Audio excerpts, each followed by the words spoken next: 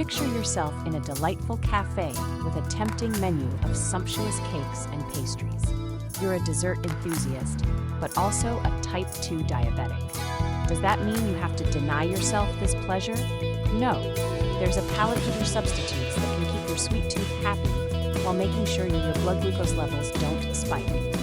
Today, we are taking an in-depth look into the world of sweeteners that are ideal for diabetics, balancing taste with safety.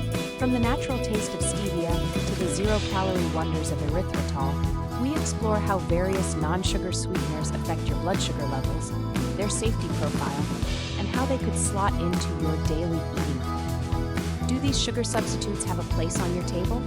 Are they really as sweet as they claim to be? Stick around as we reveal the best sugar alternatives for managing your diabetes without sacrificing